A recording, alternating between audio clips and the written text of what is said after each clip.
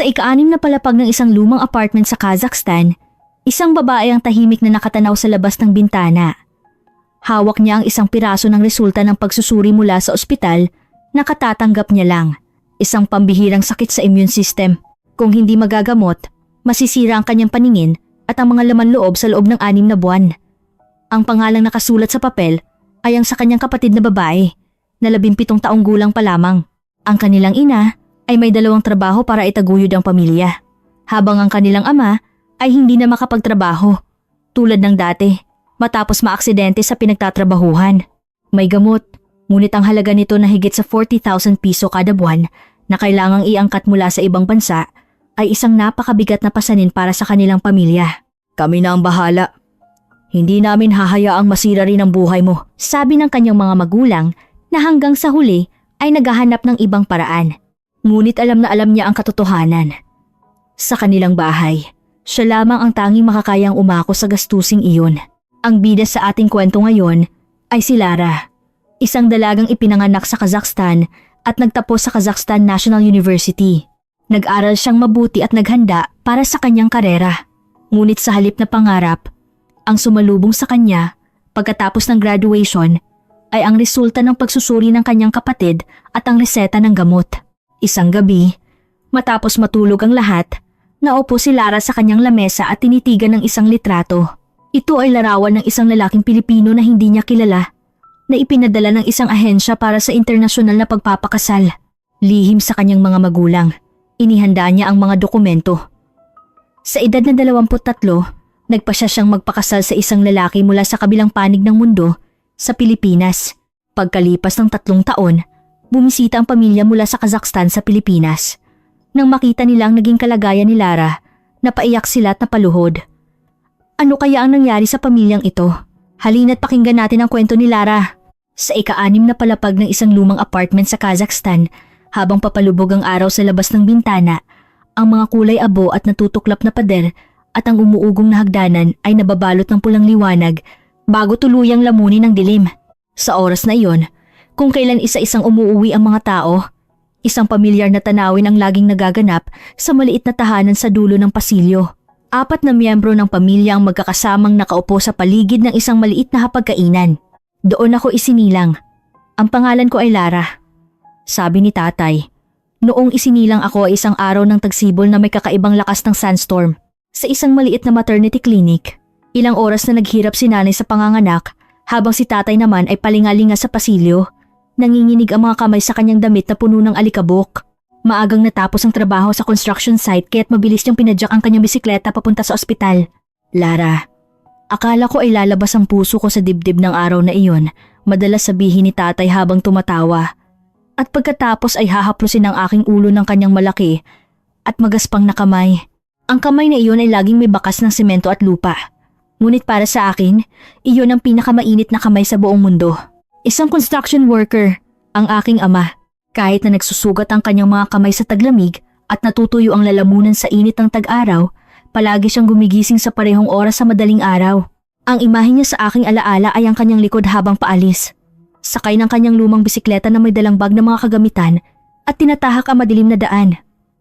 Okay lang si tatay, mag-aral kang mabuti. Ang utak mo ay mas mahalaga kaysa sa mga kamay ko.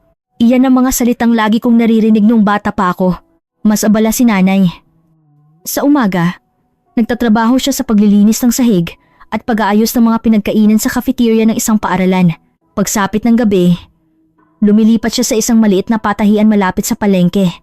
Doon, hanggang hating gabi, nagkakabit siya ng mga botones at nagtatahi ng mga sirang damit. Pag-uwi niya mula sa 2 trabaho, pasado 10:00 na ng gabi. Gayunpaman, pagpasok sa bahay, ang una niyang ginagawa ay buksan ang ilaw sa kusina at magsalang ng pagkain.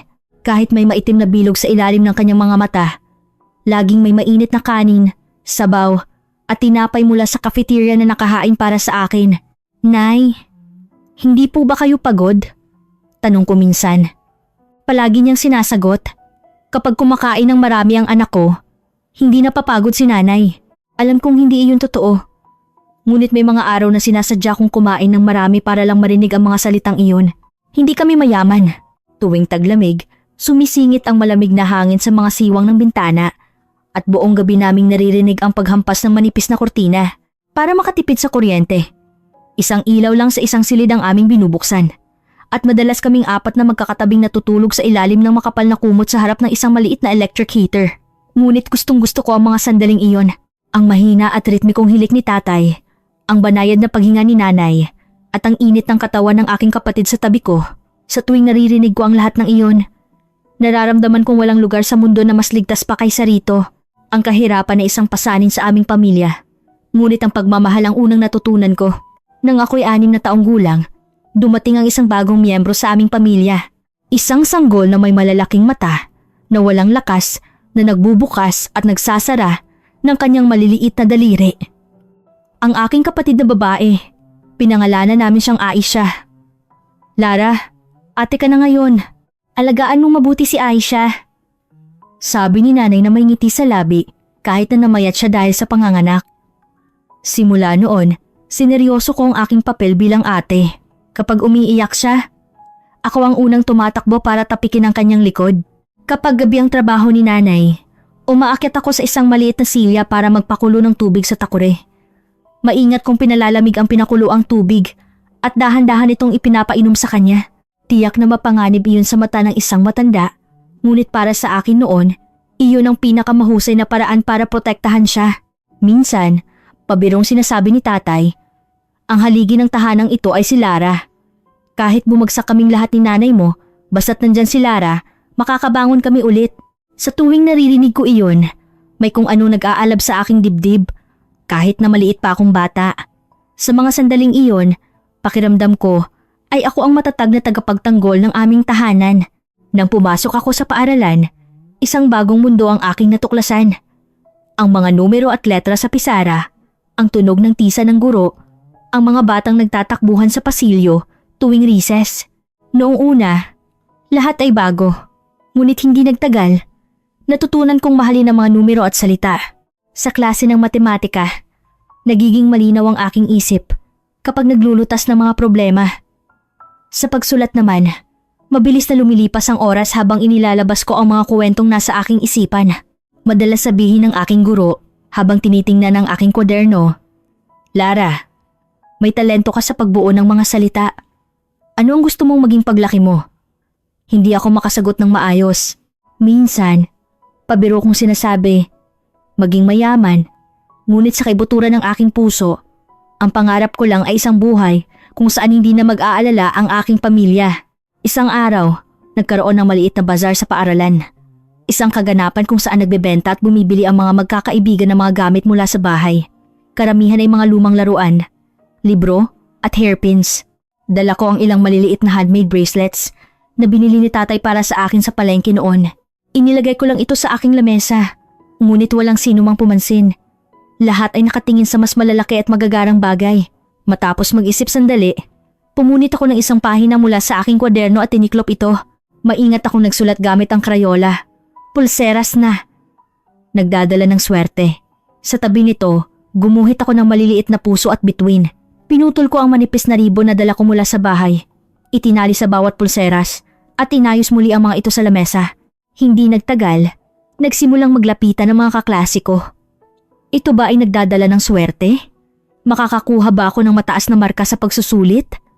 Tanong nila habang tumatawa. Nagkibit balikat ako at sumagot. Baka epektibo lang sa mga naniniwala. Hindi ko alam kung biro o seryoso ang sinabi ko. Ngunit ng araw na iyon, ang aking mga pulseras ang unang naubos sa klase. Pagkatapos ng bazar, kinuha ng aking guro ang papel sa aking lamesa. Lara, sino ang nagsulat nito? Ako po. Tinitigan niya ang papel, sandali at tumango. Alam mo kung paano ipakita ang isang bagay para magustuhan ng mga tao. Sa hinaharap, maging negosyante ka man o empleyado, tiyak na magiging matagumpay ka. Noon, parang papuri lang iyon. Ngunit ngayon, iniisip ko na baka ang maliit na papel na iyon ay isang paunang anunsyo ng aking buhay. Pagpasok ko sa high school, mas naging malinaw sa akin ang kalagayan ng aming pananalapi. Habang ang mga kaklase ko ay nagsusuot ng bagong uniforme, ako ay nagsusuot ng kupas na uniforme na ipinasa sa akin ng isang kapitbahay. Nang magkaroon ng bagong tindahan ng smartphone at isa-isang nagkaroon ng cellphone ng mga kaklase ko, Ako ay gumagamit pa rin ng lumang landline sa bahay. Anak, pasensya ka na. Sabi ni nanay, na halatang nahihiya. Maghintay ka lang ng kaunti. Balang araw, laging napuputol ang kanyang mga salita. Alam naming pareho ang kasunod. Ang salitang balang araw ay hindi isang pangako. Gabi-gabi, sa isang sulok ng hapagkainan, nakasalansan ang mga singil sa kuryente, tubig, gasto sa pagpapagamot ni tatay, at utang mula sa pinagtatrabahuhan ni nanay. Habang kumakain, madalas ibinababa ni nanay ang kanyang kutsara at tinidor para gamitin ang calculator, kasunod ng isang malalim na buntong hininga. Si tatay naman ay tahimik na nakayuko. Isang araw, nakita ko ang bukong-buko ni tatay. Sa pagitan ng kanyang medyas, nakita ko ang peklat at pamamaga. Matapos siyang mabagsakan ng materyales sa construction site, hindi na siya makatayo ng matagal. Gabi-gabi, pag uwi mula sa trabaho, humihiga siya sa sahig at daing ng daing. Sa tuwing nakikita ko iyon, may isang damdamin na lumalago sa akin. Kailangan kong makapagtapos. Kailangan kong ibangon ang pamilyang ito. Noong una, malabo pa ito. Ngunit habang lumilipas ang panahon, mas naging malinaw ang pangarap na iyon. Nang tumuntong ako sa kolehiyo, nagtakda ako ng isang konkretong layunin. Pumasok sa isang magandang universidad. Mag-aral ng economics. Ang pinakamahusay na universidad sa Kazakhstan ay ang Kazakhstan National University. Narinig ko na ang kanilang economics department ay isa sa pinakamahusay sa Central Asia at nagbibigay sila ng full scholarship sa mga mahuhusay na mag-aral. Mula noon, ang salitang scholarship ay hindi na isang pangarap, kundi isang paraan para mabuhay. Pagkatapos ng klase, dumidiretso ako sa library. Hanggang sa dumilim, nakaupo ako sa aking lamesa, naglulutas ng mga problema sa matematika, nagbabasa ng mga balitang pang-ekonomiya at naghahanap ng mga libro tungkol sa statistics. Pag-uwi, pagkatapos kumain at tulungan si Aisha sa kanyang takdang aralin, at kapag tulog na ang lahat, saka ako muling mag-aaral. Sa mga weekend, habang ang mga kaibigan ko ay namamasyal sa parke o kumukuha ng litrato sa mga cafe, nananatili ako sa bahay at nag-aaral. Nagsusulat ako hanggang sa mga layang aking kamay. Lara, magpahinga ka naman, sabi ni nanay. Paano na lang kami kung ikaw naman ang magkasakit? Ngumingiti lang ako at umiiling. Nay, magsisikap ako ngayon para guminhawa ang buhay natin sa hinaharap. Maniwala po kayo sa akin. Isang araw, sa kalagitnaan ng taglamig, ipinatawag ako sa opisina ng paaralan. Pagpasok ko, isang seryosong guro ang nag-abot sa akin ng isang papel. Congratulations. Kasabay ng mga salitang iyon, nakita ko ang mga letrang nagsasabing Kazakhstan National University, Economics Department Admission Notice, at sa ilalim nito, nakasulat sa maliliit na letra, Full Scholarship Recipient. Nagsimulang manginig ang aking mga kamay. Kinailangan kong hawakan ito ng mahigpit para hindi malaglag. Ipinagmamalaki ka ng lahat ng mga guro mo. Ipakita mo ito sa iyong mga magulang pag-uwi. Parang ang layo ng boses ng guro. Pagkatapos ng ilang tango, nakalabas ako ng opisina, pauwi. Sa bintana ng bus, nakita ko ang maalikabok na kalsada at ang mga taong naglalakad sa ilalim ng kalangitan ng taglamig. Habang nakatingin sa aking refleksyon, tahimik kong pinunasan ang aking mga luha. Ito na ang simula. Ito ay pagkakataon hindi lang para sa akin, kundi para sa buong pamilya natin. Ang buhay sa universidad ay mas matindi kaysa sa inaasahan ko. Ang campus ng Kazakhstan National University ay puno ng pinakamahuhusay na mag-aaral mula sa buong bansa. Sa bawat klase, umaalingaw-ngaw ang boses ng mga propesor. Ang pinakamahalaga sa macroeconomics ay ang pagbabasa sa buhay ng mga tao sa likod ng mga numero. Ang statistics ay hindi nagsisinungaling, ngunit ang mga taong nagbabasa nito ay maaaring magsinungaling. Kaya't ang isang ekonomista ay dapat maging tapat. Noong una, mahirap intindihin ang mga salitang iyon, ngunit habang tumatagal, ang mga tanawin sa palengke ng aming bayan ang laging pumapasok sa aking isipan. Ang maliit na patahian kung saan nagtatrabaho si nanay. Ang mga taong nakikipagtawaran sa presyo ng prutas. Ang mga tindahang nag-aalala dahil walang customer. Kailangan din pala ng economics dito. Sa bawat presentasyon, naghahanda ako ng husto.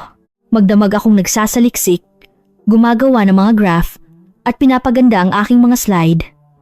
Kinakabahan ako bago magsimula, ngunit sa sandaling tumayo na ako sa harap, lumalabas ang mga salita ng malinaw. Ang dahilan kung bakit naging matagumpay ang merkado ng agrikultura na ito ay hindi lamang dahil sa magandang kalidad. Ito ay dahil nag-alok sila ng isang istruktura ng presyo na mapagkakatiwalaan ng mga mamimili at isang transparent na sistema ng distribusyon. Pagkatapos ng presentasyon, ngumiti ang propesor at sinabing, "Magaling kang magbasa ng mga numero at may talento ka ring ipaliwanag ito sa paraang nakakakumbinsi. Inaasahan ko ang iyong hinaharap." Ang mga salitang iyon ay parang papuri, ngunit kasabay nito, isang mabigat na responsibilidad. Oo, kailangan kong magtagumpay. Para sa aking pamilya. Samantala, lumaki na si Aisha. Sa mga video call, ikinukuwento niya ang mga nangyayari sa paaralan. "Ate, sabi ng guro, ako raw ang pinakamagaling mag-report sa klase kanina. Palagi akong pumapalakpak at sinasabing, 'Siyempre, kapatid ko yan, kaya mo lahat.' Ngunit, napansin ko na unti-unting namumutla ang mukha ng aking kapatid sa screen. Ate, kapag umaakit ako ng hagdan, hinihingal ako. Kailangan kong basahin ng 2 beses ang mga letra kasi malabo." Sa tuwing sinasabi niya iyon, isang malamig na takot ang gumagapang sa aking puso. "Nagpunta na ba kayo sa ospital?" Tanong ko. Palaging pareho ang sagot ni nanay. "Oo, pagod lang daw. Kailangan daw ng mas maraming pagsusuri. Huwag kang mag-alala, mag-aral ka na lang." Habang papalapit ang graduation, pinili ko ang Analysis of Price Structure and Distribution Efficiency of Kazakhstan's Agricultural Market bilang aking thesis. Tungkol ito sa isang matagumpay na bukid sa Kazakhstan na nag-export sa ibang bansa dahil sa transparent na pamamahala at mahusay na distribusyon. Habang ginagawa ko ang aking thesis, naiisip ko, balang araw, magagawa ko rin kayang gawing brand ang mga prutas ng aming bayan o ang mga pagkain na niluluto ni nanay. Malayo pa ang pangarap na iyon, ngunit ang pag-iisip pa lang ay nagpapasigla sa akin. Sa araw ng graduation, suot ang itim na toga, tumayo ako sa gitna ng campus. Habang tinatawag ang mga pangalan at isa-isang tumatanggap ng diploma ang aking mga kaibigan, bumibilis ang tibok ng aking puso. "Lara Ismailova," nang tawagin ang pangalan ko. Parang nagblanko ang isip ko. Sa maikling sandali ng pag-akyat sa entablado, pakikipagkamay sa dekano at pagtanggap ng diploma, naisip ko ang aking mga magulang at kapatid. Sandali na lang, kikita na ako ng pera para hindi na kayo mag-alala sa mga bayarin at gastos sa ospital. Ngunit ng gabing iyon, hindi lang diploma ang hawak ko. Isang tawag sa telepono mula kay nanay. "Lara, pasensya na hindi kami nakapunta sa graduation mo. Dinala ko si Aisha sa ospital." Mas mababa at nanginginig ang kanyang boses. "Bakit? Nagpa-check up na naman?" "Sabi mo pagod lang siya. Matagal na katahimikan. Sabi ng doktor, pumunta raw kami sa mas malaking ospital. Mukhang hindi maganda ang resulta ng pagsusuri. Hindi ko alam kung ano ito." Kinabukasan, umuwi ako kaagad. Dinala namin si Aisha sa isang malaking ospital sa syudad. Malamig at tahimik ang silid ng doktor. "Ang kapatid mo ay may pambihirang sakit na sabay na inaatake ang kanyang dugo at immune system. Sa madaling salita, ang immune system ng kanyang katawan ay inaatake ang sarili nito." Ipinakita ng doktor ang mga resulta. Napakataas ng inflammation level sa kanyang dugo. Kung magpapatuloy ito, masisira ang retina ng kanyang mga mata at ang mga pangunahing organ. Nagsisimula nang bumaba ang kanyang paningin at hindi na normal ang kidney levels niya. Tumingin ako kay Aisha. Nakaupo siya sa tabi ni nanay, nakatingin sa labas ng bintana. "May lunas po ba?" Nanginginig kong tanong. "May gamot. Kailangan nating gumamit ng immunosuppressants at isang espesyal na biologic agent. Ang problema, hindi ito ginagawa sa Kazakhstan at kailangang iangkat. Ang gastos ay humigit kumulang $700 o 40,000 piso kada buwan." Huminto sandali ang doktor. "Kung hindi masisimulan ang paggamot sa loob ng 6 na buwan, maaaring permanenteng masira ang kanyang paningin at mga organ. Pagkatapos noon, kahit gumamit pa ng gamot, hindi na maibabalik. 40,000 piso. 6 na buwan. Pinsala sa organ." Ang 3 salitang iyon ay paulit-ulit na umiikot sa aking isipan. Pauwi, hawak ni nanay ang kamay ni Aisha. Mula sa likod, tinitingnan ko sila habang nagbibilang sa aking isipan. 40,000 piso kada buwan. 480,000 piso sa isang taon. Halos katumbas ng 3 taong kita ng aming pamilya. Ilang araw ang lumipas, umuwi ako mula sa dormitoryo at nag-usap kami. "Kami na ang bahala, huwag kang mag-alala," sabi ni nanay, pinipigilan ang luha.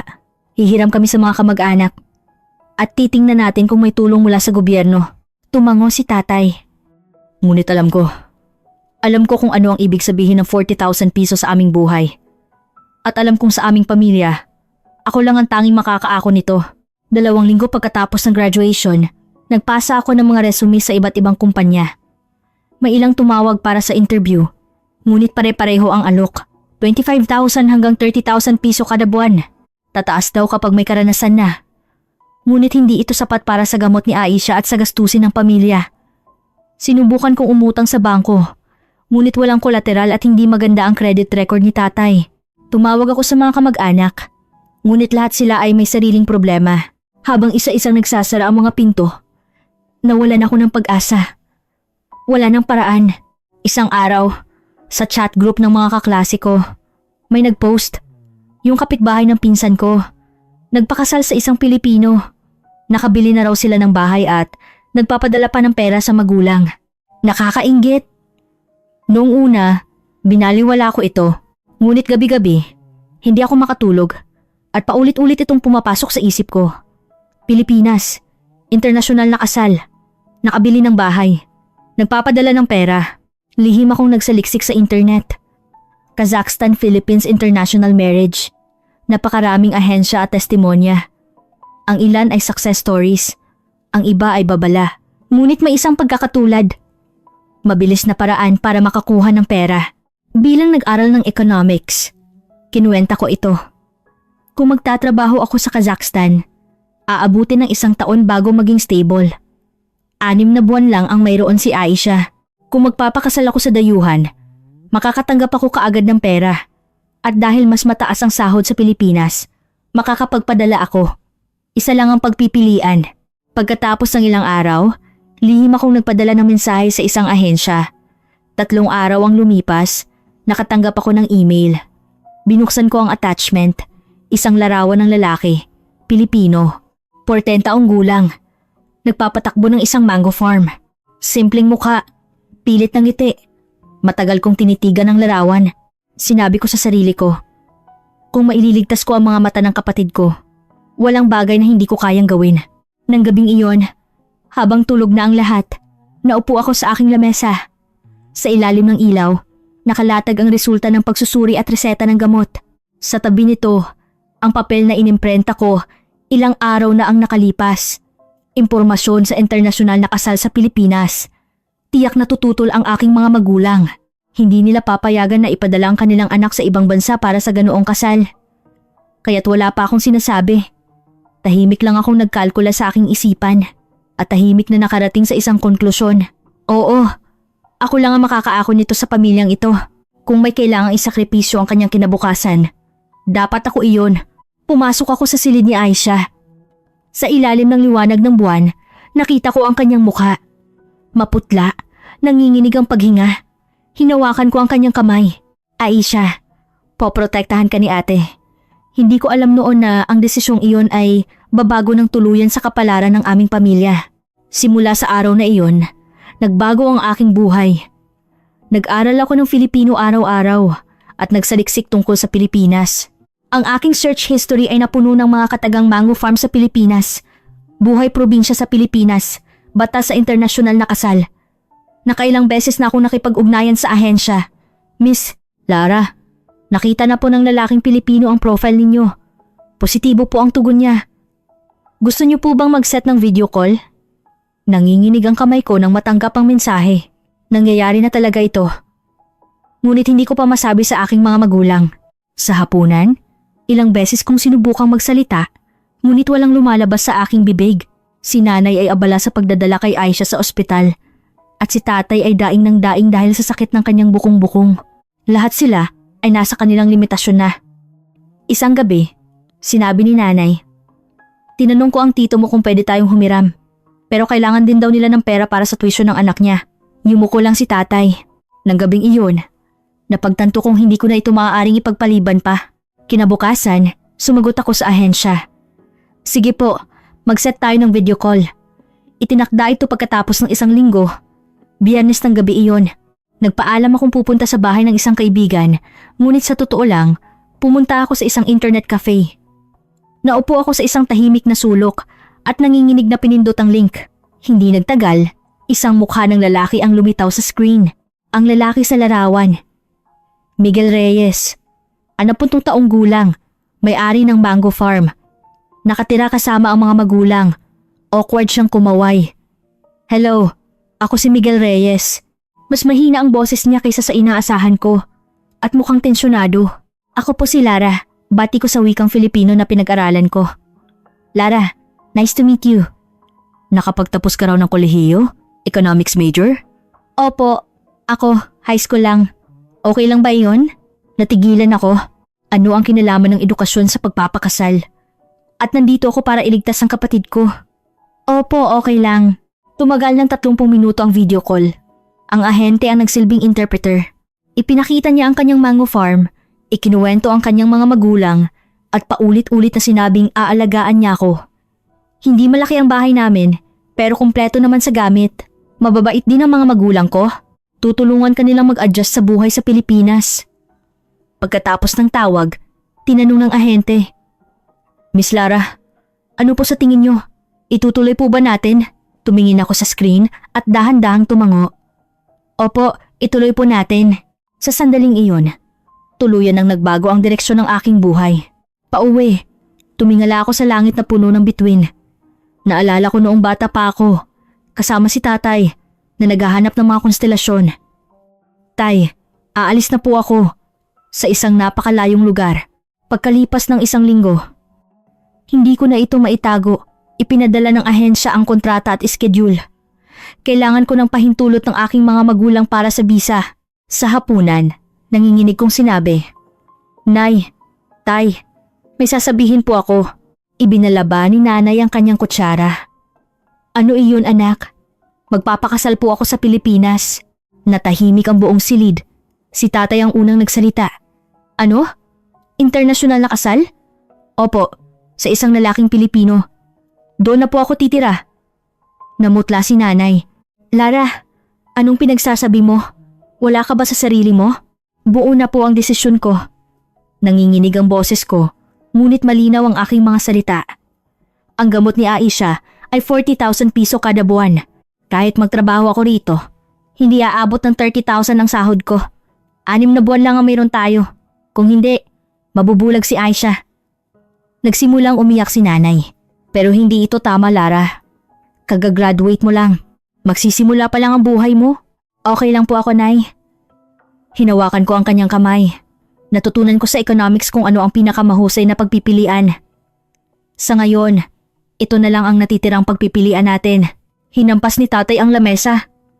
Hindi! Hinding-hindi ako papayag na ipadala ang anak ko sa ganitong paraan. Tay, hindi niyo po ito kasalanan. Walang may kasalanan. Sadyang isa na lang ang pagpipilian natin. Naging magulo ang bahay ng gabing iyon. Buong gabi umiyak si nanay. Si tatay ay hindi lumabas ng silid. Si Aisha lang ang tahimik na tumingin sa akin at nagtanong, Ate, dahil ba sa akin? Hindi. Niyakap ko siya ng mahigpit. Gusto ko itong gawin. Matagal ko nang gustong pumunta sa Pilipinas. Ngunit alam na niya, umiyak si Aisha sa aking bisig. Nang gabing iyon, mabilis ang pag-asikaso ng mga papeles. Pagkalipas ng 3 linggo, naka-schedule na ang aking pag-alis. Sa maikling panahong iyon, nag-aral ako ng Filipino. Nanonood ako ng mga online tutorial. Paulit-ulit na sinasabi ang, Magandang umaga. Salamat po. Pasensya na. Alam kong kailangan kong matutunan ang mga salitang ito para mabuhay sa Pilipinas. Nakipag-video call pa ako ng ilang beses kay Miguel. Ipinaliwanag niya ang buhay doon at minsan na ipinakita ang kanyang mga magulang. Hello, Iha. Masaya kaming makilala ka. Masayang kumaway ang kanyang ina. Pilit akong ngumiti at kumaway pabalik. Sila na ang magiging pamilya ko. 1 linggo bago ako umalis, dumating ang unang padala mula sa ahensya. 220,000 piso bilang paunang bayad. Nang makita ko ang numero sa aking bank account, napaiyak ako. Dinala ni nanay ang pera sa ospital at pag-uwi niya ay sinabing, Lara, sabi ng doktor, pwede na raw simulan ng gamutan. Salamat anak at pasensya na. Sa sandaling iyon, nakumpirma kong hindi mali ang aking desisyon. Gabi bago ako umalis, nilibot ko ang aming bahay. Ang umuugong na sahig, ang lumang pader, Ang hangin na pumapasok sa siwang ng bintana. Ito ang buong buhay ko. Pumasok ako sa silid ni Aisha. May isinusulat siya. Anong ginagawa mo? Sulat para sa iyo, ate. Iniabot niya ang papel. Ate, sorry dahil sa akin. At salamat. Sana maging masaya ka sa Pilipinas. Iinumin ko ang gamot ko at mag-aaral akong mabuti. Maging proud ka sa akin. Mahal kita, ate. Niyakap ko ang sulat. Mahal din kita, Aisha. Sa araw ng aking pag-alis, walang nagsasalita sa sasakyan. Si nanay ay punas ng luha. Si tatay ay mahigpit ang hawak sa manibela. Si Aisha ay hawak ang aking kamay. Sa harap ng departure gate, nagpaalam ako. Nay, tay, wag po kayong mag-alala. Magiging maayos po ako. Lara, tumawag ka lagi ha? Opo, araw-araw. Niyakap ko si Aisha. Ate, mamimiss kita. Ako rin. Magpagaling ka ha? Opo, salamat ate. Habang naglalakad papasok, sinubukan kong hindi lumingon. Ngunit lumingon pa rin ako. Kumakaway silang tatlo. Ngumiti ako at kumaway pabalik bago tumalikod at nagpatuloy. Sa bintana ng eroplano. Paliit ng paliit ang lupain ng Kazakhstan. Ipinatong ko ang aking noo sa bintana at pumikit. Ito na ang simula, Lara. Huwag mong pagsisihan ang pinili mong landas. Lumipad ako patungo sa isang banyagang lupain, kung saan naghihintay ang isang lalaking halos hindi ko kilala at isang buhay na hindi ko pa alam kung ano ang kahihinatnan. Bumukas ang pinto ng arrival gate sa NAIA. Sa ilalim ng ilaw ng madaling araw, nakita ko ang maraming mukha. Isang lalaki ang kumakaway. Si Miguel. Hawak niya ang isang maliit na papel. Welcome, Lara. Lumapit siya at kinuha ang aking luggage cart. Mahaba ba ang biyahe? Tara na sa sasakyan. Opo. Salamat po sa pagsundo. Habang papunta sa parking lot, nakasunod lang ako sa kanya. Luma at maliit na pickup truck ang kanyang sasakyan. Pag upo ko, naamoy ko ang lupa. Medyo magulo. Pasensya na. Ito kasi ang gamit ko sa farm. Okay lang po. Pumasok kami sa expressway. Tumingin lang ako sa labas ng bintana. Pagsikat ng araw, mga nagdadaang billboard at mga gusaling papalayo. Paglabas ng syudad, mga bundok at palayan ang bumungad. Maliit lang ang bahay ko, okay lang ba? Opo, ayos lang. Pagkatapos ng 3 oras na biyahe, nakarating kami sa isang maliit na bayan. Mababang mga gusali, makikitid na kalsada. Huminto ang sasakyan sa harap ng isang lumang 3-story apartment. Dito na tayo. Sa first floor ang unit ko. Pagbaba namin, bumungad ang pinto ng isang unit sa ground floor. Pagbukas, isang makitid na pasilyo at maliit na sala. 2 kwarto, isang banyo, isang kusina. Ito ang magiging kwarto mo. Binuksan niya ang pinto sa kanan. Isang bintana, single bed, lumang aparador. Mag-ayos ka muna at magpahinga. Mga 11:00, pupunta tayo sa bahay ng mga magulang ko para mananghalian. Naiwan ako mag-isa sa kwarto, nakaupo sa gilid ng kama. Luma rin ang bahay namin sa Kazakhstan, pero kahit paano, may sikat ng araw. Dito, kailangan mong buksan ng ilaw kahit umaga. Kinuha ko ang cellphone ko. Nay, nakarating na po ako ng maayos.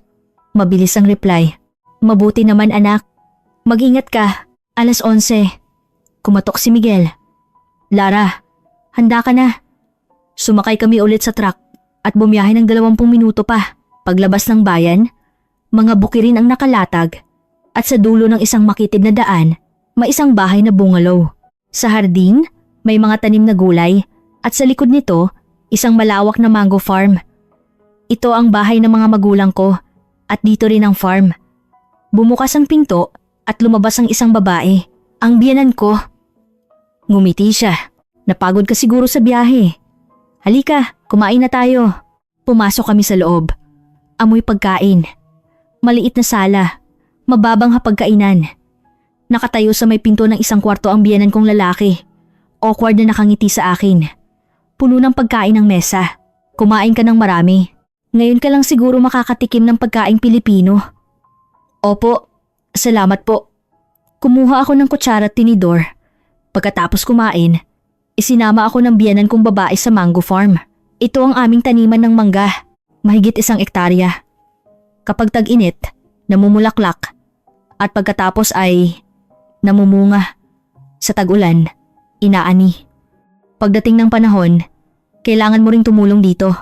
Nahihirapan si Miguel mag-isa. Tulungan mo siya, ha? Opo, hindi gaanong pala kaibigan ang tono niya. Pauwi, sinabi ni Miguel, medyo masungit ang nanay ko. Ganyan lang talaga siya. Huwag mo sanang masamain. Opo, okay lang. Mahihirapan ka mag-adjust. Pero lilipas din yan. Pagbalik sa apartment, humiga ako sa kama.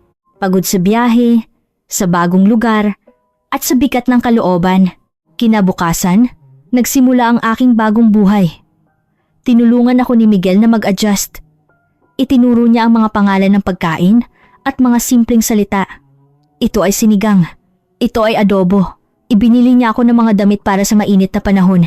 Pagkatapos ng trabaho sa bukid, umuuwi siya kaagad. Magkasama kaming kumakain. At pagkatapos ay nag-aaral kami ng Filipino sa mesa. Ngunit hindi ako pwedeng mag-relax lang. May sakit ang kapatid ko. Pagkalipas ng 1 buwan sa Pilipinas, nakahanap ako ng trabaho sa isang pabrika ng mga pyesa ng sasakyan. Mahirap ang trabaho sa pabrika. Sigurado ka ba? Nag-alala si Miguel. Opo, kaya ko. Kailangan kong kumita ng pera. 8 a.m. hanggang 5 p.m. Lunes hanggang Biyernes. Simpleng pag-assemble ng mga pyesa. Pagkatapos ng 1 buwan, nakatanggap ako ng 25,000 piso. Hindi maipaliwanag ang saya ko. Sa unang sahod ko, pagkatapos ipadala ang pambili ng gamot, ibinili ko ng jacket ang aking mga biyenan at si Miguel. Bakit ka pa bumili nito? Sabi ng biyenan ko, pero nalaman ko na lang na ipinagmalaki niya ako sa buong kapitbahayan. Isang hapon, habang ginagamit ko ang laptop ni Miguel, aksidente kong nabuksan ng isang folder. Sales? Last year. Nagulat ako. Napakababa ng presyo kung saan nila ibinebenta ang mga mangga sa mga middleman. Halos walang natitira sa kanila. Miguel, bakit hindi natin subukang ibenta ang mga mangga online? Online? Paano natin gagawin yan? Ako po ang bahala. Mas gusto ng mga tao ngayon na direkta sa producer bumili. Kukunan ko ng litrato at gagawa ng post. Nagsimula ang aking 2 buhay. Sa umaga, nagtatrabaho ako sa pabrika. Sa gabi, gumagawa ako ng online selling page, ang marketing angle. Mga matatamis na mangga, inalagaan ng mag-asawang Pilipino at Kazakhstani. Nagpost ako ng litrato ko na masayang may hawak na basket ng mangga. Naging mainit ang tugon. Wow! Foreigner na asawa ang nagbebenta. Dumagsa ang mga order. Mula sa 3 hanggang 4 na order sa isang araw. Naging 10, tapos daan-daan. Nang mas malaki na ang kita sa online kaysa sa pabrika, sinabi ni Miguel. Lara, huminto ka na sa pabrika. Iniligtas mo ang farm natin. Ikaw na ang bahala rito. Huminto ako sa pabrika at naging full-time na tagapamahala ng Lara's Mango Farm. Ang kita ay ilang beses na mas malaki kaysa sa nakaraang taon. Abot tenga ang ngiti ng mga biyanan ko. Dahil sa swerteng manugang namin, guminhawa ang buhay namin. Isang araw, sinabi ng biyanan kong lalaki, Iha, dahil ito sayo. Mula ngayon, 20% ang kita ng mangga ay sayo. Ang unang natanggap ko ay mahigit 40,000 piso. Halos doble ng sahod sa Kazakhstan.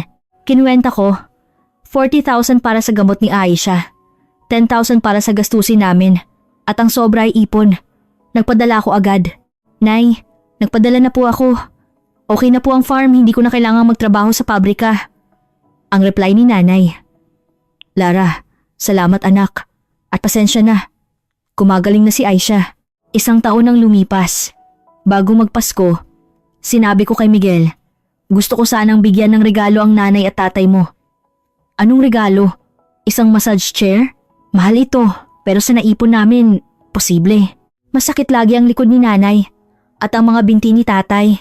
Bumili kami ng massage chair at isang set ng mamahaling steak. Noong Pasko, nasa gitna ng sala ang bagong massage chair. Nay, tay, para po sa inyo. Ayaw pa nilang subukan noong una. Pero nang maupo ang tatay niya, hindi na tumayo. Habang pauwi kami, sinabi ni Miguel, nakita ko ang mukha ng mga magulang ko kanina. Sobrang saya nila. The best ka, asawa ko. Ngumiti ako. Dahil nakilala kita, kaya ko natutulungan si Aisha at nabibigyan ng regalo ang mga magulang mo. Salamat Miguel. Unti-unting dumating ang magagandang balita mula sa Kazakhstan. Dahil sa tuloy-tuloy na gamutan, bumuti ng husto ang kalagayan ni Aisha. Sa video call, mas may kulay na ang kanyang mukha. Sabi ng doktor, bumaba na raw ang inflammation levels ko. Pwede na raw bawasan ng gamot. Isang araw, sinabi ni nanay, Lara, sabi ng doktor, kung magpapatuloy ito, posible siyang gumaling ng tuluyan. Nagsalita si Aisha. Ate, gusto ko ring mag-aral tulad mo. Kapag gumaling na ako, susubukan kong pumasok sa Kazakhstan National University sa parehong kurso. Siyempre, kapatid kita, kaya mo yan. At naging totoo nga, gumaling si Aisha at nakapasa sa parehong universidad at kurso. Ate, nagawa ko. 3 taon pagdating ko sa Pilipinas, ang Lara's Mango Farm ay kilala na hindi lang sa aming bayan. Nagkaroon kami ng mga suki. Nakaipon kami at nagdesisyon. Lara, umalis na tayo sa apartment na ito. Nakabili kami ng bagong bahay sa isang subdivision. 3 kwarto, 2 banyo, at nasisikatan ng araw. Sa unang araw, binuksan ni Miguel ang isang maliit na kwarto. Ito, gawin nating kwarto ng baby natin. Nahiya akong tumango. Ilang buwan ang lumipas, naging totoo ito. Congratulations, buntis ka. Habang papalapit ang panganganak ko, sinabi ko kay Miguel, pwede ko bang imbitahin ang pamilya ko mula sa Kazakhstan? Gusto kong makita nila ang baby natin. Siyempre, sagot niya. Ilang linggo ang lumipas, nasa naiya ulit ako. Ngunit ngayon, kasama ko ang asawa ko at may baby sa sinapupunan ko. Bumukas ang gate at lumabas sila. Ang aking mga magulang na medyo pumuti na ang buhok at si Aisha na isa ng kolehiyala. Ate, niyakap nila ako at umiyak kami. Binati sila ni Miguel sa salitang Russian na inaral niya. Welcome to the Philippines. Tumango ang tatay ko. Salamat sa pag-aalaga sa anak namin. Dumiretso kami sa bahay ng mga biyanan ko para mananghalian. Bagamat hindi sila nagkakaintindihan, nagkangitian ang dalawang ina. Puno ang mesa ng pagkaing Pilipino. Sa hapon, pumunta kami sa aming bagong bahay. Anak, napakaganda ng buhay mo rito, sabi ni nanay. Nang gabing iyon, sinabi ni Aisha, Ate, sorry talaga. Dahil sa akin kaya mo ginawa ito. Hindi, dahil sa'yo. Nakapunta ako sa Pilipinas, nakilala ang mabuting asawa, at guminhawa ang buhay natin. Ilang araw ang lumipas. Nagsimula akong mag-labor. Sa ospital, naghintay silang lahat. Pagkalipas ng ilang oras, isinilang ko ang isang malusog na batang lalaki. Pinangalanan siyang Leo ng aking biyanan. Sa sandaling iyon, naramdaman kong ang maliit na sanggol na ito ang nag-ugnay sa 2 bansa at 2 pamilya. 3 taon pa ang lumipas. Linggo-linggo kami nagvi-video call. Isang araw, tumawag si Aisha. Ate, natanggap ako sa isang student exchange program. Pupunta ako sa Pilipinas. Tumira siya sa amin. Sa universidad, nakilala niya ang isang Pilipinong estudyante. Naging malapit sila. Pagkatapos ng exchange program, bumalik si Aisha sa Pilipinas pagka-graduate at ibinalitang magpapakasal na sila. Ate, susunod ako sa'yo. Dito na ako titira sa Pilipinas. Sa araw ng kasal, muling dumating ang aming mga magulang. Tumira ang bagong kasal sa isang apartment na 30 minuto lang mula sa amin. Linggo-linggo, nagsasama-sama ang 2 pamilya para sa hapunan. Isang gabi, may inilabas si Aisha mula sa kanyang bag, isang maliit na sonogram. Magiging ina na rin siya. Ilang buwan ang lumipas, nanganak si Aisha ng isang babae. Tinulungan ko siya. Itinuro ang mga natutunan ko sa pag-aalaga kay Leo. Kung nasa Kazakhstan kami, hindi namin ito magagawa para sa isa't isa. Ngayon, tuwing weekend, naglalaro ang aming mga anak. Si Leo ay isang mapagmahal na kuya sa kanyang pinsan. Sa kusina, magkasama kaming nagluluto ni Aisha. Ang aming mga asawa naman na nag-aalaga sa mga bata habang nag-uusap tungkol sa mangga. Sa hapagkainan, may pagkaing Pilipino at Kazakhstani. Ang kasal na pinili ko para iligtas ang aking kapatid ay naging daan para iligtas ang buhay ko, ang buhay niya, at ang buhay ng aming 2 pamilya.